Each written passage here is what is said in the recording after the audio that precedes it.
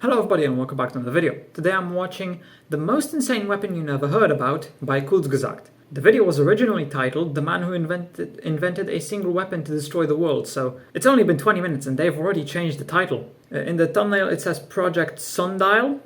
Don't know what that is. I'm assuming it's stronger than an atomic weapon considering it's supposed to destroy the world, at least according to their first title. So let's check it out. Link to the original video will be down in the description below. In the 1950s, the US began the top-secret project Sundial.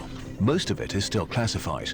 The goal, a single nuclear bomb so powerful it would destroy all of human civilization. So there's not much information on it, most is private. From the mind of a genius scientist. But Sundial had the energy equivalent of 10 billion tons of TNT. An atomic bomb. A pyramid of explosives 13 times taller than the actual Great Pyramid. 3,000 more than all the bombs dropped during World War II. If you dropped the bomb that destroyed Hiroshima every minute, it would take you over 15 months to match Sundial. How was it even possible for us to achieve this insane level of madness? Everything is different forever. Let's set the stage. If you were 40 would it even be possible to build a bomb this strong? That means you were born in 1905. Back then, monarchs ruled over much of the world. Only 3% of homes in the US had electricity, cities were dominated by horses, the first experimental planes had just flown. Less than 100,000 soldiers died in war each year. Imagine growing up in this world and seeing change almost too fast to keep up with. By 1945, 24 million soldiers and 50 million civilians had died in 2 world wars. And suddenly, there were TVs, microwaves, jet planes, and nuclear bombs. They kind of broke the brains of the people alive back then. Overnight, nowhere from the edge of space to be fair, the nuclear bombs was still safe. break the minds of people It's hard for us today. today to understand the level of terror this instilled in people. The implications just not as much were as back wild. then. Without nuclear weapons, it seemed you'd stand no chance in future conflicts. Nations without that power would get trampled by those that... To be fair, the only way to guarantee you don't get invaded today is if you do have nuclear weapons. Do you think Russia would have invaded Ukraine if Ukraine had nukes?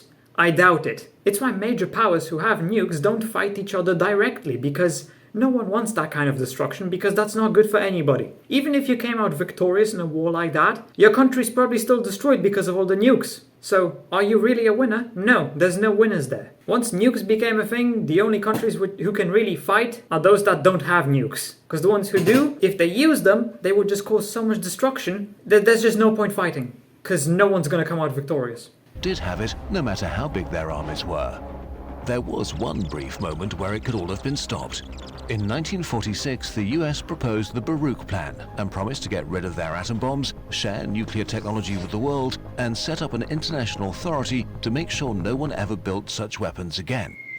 But the military advantage of nuclear bombs was too great to let go. Just 3 years later, the advantage of nukes was too great to let go, and also the fact that the Soviet Union would have never signed that. They would have never agreed to it. I doubt it. So if the Soviets don't agree to it and they have nukes and now the US doesn't, the US is screwed. So of course the US is also just going to keep them. Something like that just would have never worked, because there was always going to be at least a few countries who made nukes in secret, and then the rest of the world who decided to not make nukes are behind and in a much worse position. So I'm not surprised that never actually worked and came into effect. Later, the Soviet Union detonated their first atom bomb. This caught everyone by complete surprise. The Soviets were not decades behind American technology, but had just pulled even. Shock turned into fear, and fear makes people do crazy things. The whole concept of what war was and how it would be won was overturned in a hot second. In a world where your enemy could fly over your soldiers and vaporize your cities, the only answer seemed to be a nuclear arsenal that could strike faster and harder. The nuclear arms race began. In 1946, there were just 9 nuclear bombs in the world. In 1950, the number was 300. In 1960, it would be 20,000. In a way, the nuclear arms race was pretty daft. One superpower would develop a powerful new bomb and detonate it, and then the other side would build something more powerful and blow it up, and this would continue endlessly. And it just repeats. A dirty and wasteful game of creating more and more horror that seemed totally reasonable at the time. Superpowers spent trillions to have thousands of the most intelligent people. If you create a bomb that's stronger than your enemies, they're not going to attack you. If they do the same, you can't attack them. And it's just a cycle that keeps repeating. It makes perfect sense. If your enemy has a stronger army, you're not going to attack them. So they kept trying to one-up each other. And of course, until the Soviet Union collapsed. Show off Thank how God for hard that. they could destroy humanity. Fear had to be met with much greater horrors, and one man knew how to make nightmares real. But what if we destroy humanity even harder? Edward Teller was a brilliant Hungarian theoretical physicist. He was among the first people to realize that the fission chain reaction in uranium could make a bomb, and he helped to build it. But for Teller, the bombs were not powerful enough. He was ready to pay any price for security, and to be more secure, to be less afraid, he urged that create a larger bigger bombs bomb. were the answer. Even in the 1950s, this was a pretty hot take, and many scientists were appalled by his ideas. He didn't care one bit, and incessantly lobbied scared politicians to greenlight more devastating nuclear weapons. And lucky for him, his timing was just right. Terrified by the rapid nuclear progress of the Soviet Union, he got a blank check from the military to bring his most destructive fantasy to life.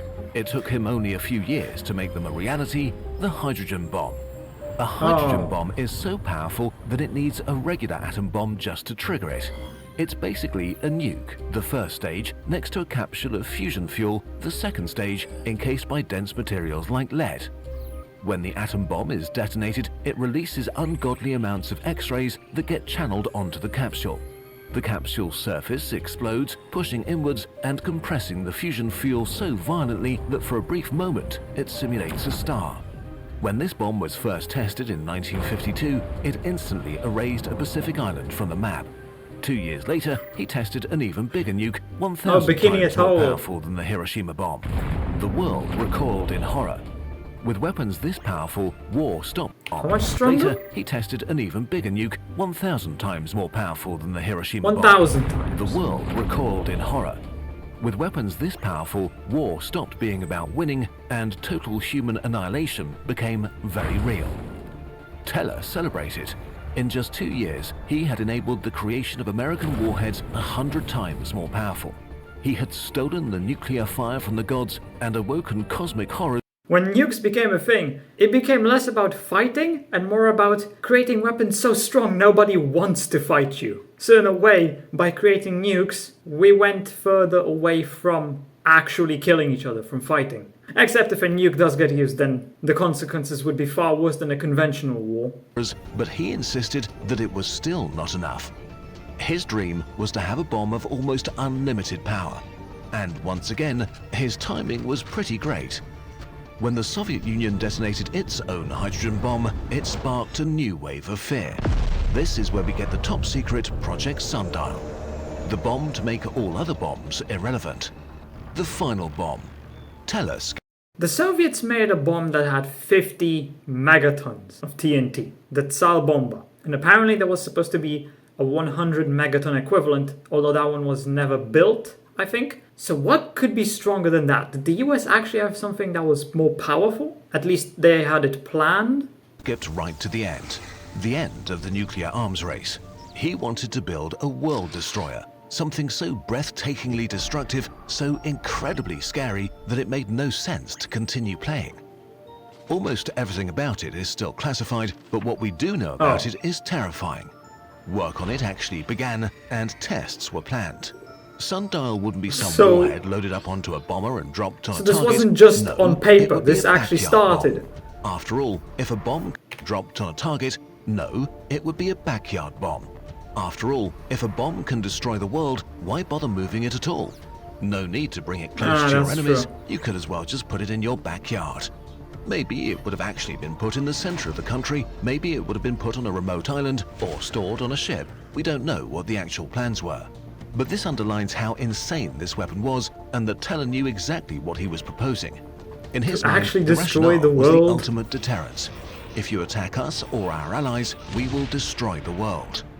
On a technical level, his concept was not even that complicated. It was probably some kind. To be honest, on one hand, it's a good threat, but on the other hand, most people probably wouldn't take it seriously because saying, if you attack us, we'll destroy the world. It's kind of stupid because, yeah, you'll destroy the world, but you'll also destroy yourself that way. So, at least if someone attacked you with more conventional weapons or weaker nukes, you actually fight back, you have a chance. With this, it's just total destruction of everything, the whole world, so what's the point? So on one hand, very effective threat, on the other hand, an incredibly stupid threat that probably would not have even worked. It was not even that complicated. It was probably some kind of nuclear Matryoshka doll. The truly breathtaking thing is the idea itself and that he actually attempted to make it real. From what we know, Sundial would have weighed at least 2,000 tons, as massive as a 250-meter-long cargo train. It would explode with the power of at least 10 billion tons of TNT, a number so big it doesn't mean anything anymore. Yeah. So let's make this a bit more graphic and explode it in Nevada. One wild Of thing course, about it is Nevada. that humanity never tested anything remotely like it, so this is the best speculation we developed together with experts. Okay, so this is probably all horribly inaccurate, but there's no way to actually test it. All of this is just speculation. But with, how much was it, 10 billion tons of TNT? You could probably destroy the world. For a brief moment, a fireball of pure energy appears, up to 50 kilometers in diameter, larger than the visible horizon. It radiates blistering heat at the speed of light. Everything within 400 kilometers is instantly set on fire. Every tree, house, person. The energy would reach much further, but the explosion is so big that the Earth's horizon curves away from it. The surrounding deserts turn into a field of glass. Then comes the blast wave. The atmosphere above the explosion is violently shot into space. A magnitude 9 earthquake shakes the United States, while the sound of the blast reverberates around the world. North American forests burn, adding their soot to the bomb's radioactive fallout to create toxic death clouds that shroud the world like a dark curtain. Sundial is like a nuclear war happening all at once, but it's more like a giant volcano erupting or an asteroid striking than a nuclear war.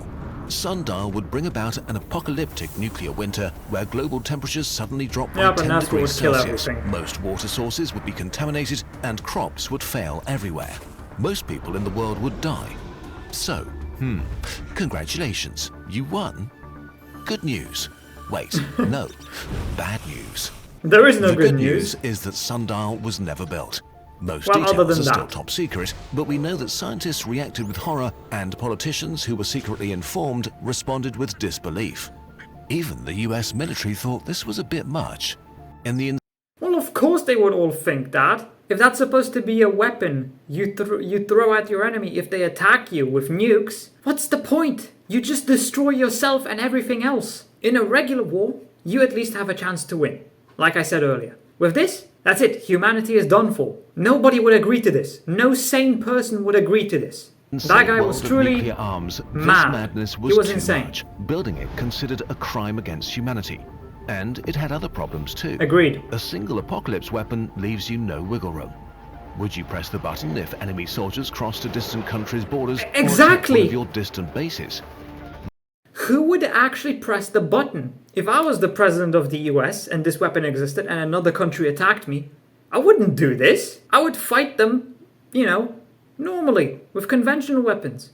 Or just small nukes. Not with this, because this is the end. This is just guaranteed death for everybody. That's stupid. Would you end the world if your rival overthrew a friendly government? Can you protect an ally with a bomb that would kill them too? The elephant in the room is that while Sundial is clearly insane, humanity still kind of did build it. At the peak of the Cold War, humanity had over 70,000 Well, if you combine all the nukes. Even today, we still have about 12,000 nuclear weapons, enough to destroy human civilization. Instead of a single world burner, the superpowers built tens of thousands of nuclear weapons of all types and sizes, hidden in submarines or waiting in bunkers and silos. And this sounds so much more reasonable, doesn't it? But this also makes them a much more credible threat. Because if people feel they can risk setting off a smaller nuke, they might actually get launched. And we don't know what kind of chain reaction this might trigger. So in reality, the difference between Sundial and what we have today is not even that big. Humanity didn't build a doomsday bomb, but a doomsday machine. Today, the world may be on the verge of another nuclear arms race. The US is on track to spend $1 trillion on nuclear modernization programs, while China is expanding its arsenal and might have more than 1,000 nuclear weapons ready to be deployed by 2030. So far, we've escaped the existential threat these weapons pose, but if an alien visited Earth, it might ask us if we're okay and need a hug. We should ask ourselves as a species if we really they might laugh at how weak our nuclear weapons are at a moment's notice. Yeah, I'm just gonna say it. I doubt nukes will ever be used. They were used once, and how many wars have nukes been used in since? 0, as far as I know. With the exception of 1945, where the US dropped 2 nukes on Japan, there has never been a single nuclear weapon used in a war. There have been tests, of course, but not in actual warfare. Because everyone knows the consequences. I mean, seriously, just look at how much the Russians threaten to use nukes. They threaten it every single day, basically. And they've never done it, because they know the consequences. So they're scared to do it, and they won't do it. They just won't. Honestly, the only country which might actually use a nuclear weapon would be North Korea. Because they're the only ones dumb enough to actually consider that as a viable option. Honestly, the only time I believe Russia, the US, or China, or any other country that has a nuke would actually use it, is if their country is on the brink of being completely taken over by a foreign power. Like, the nuclear weapon is their last resort. They have nothing else left. That is the only time where I think they would actually use it. Maybe you think differently. That's just my opinion. Maybe go down to the comments below and leave your thoughts about this. Do you think any country will ever use a nuke in a war? What's your opinion on that matter? But anyway, I hope you enjoyed the video. If you did, consider subscribing and leaving a like. If you're interested, why not watch this video right here? And with that, I hope I'll see you in the next video.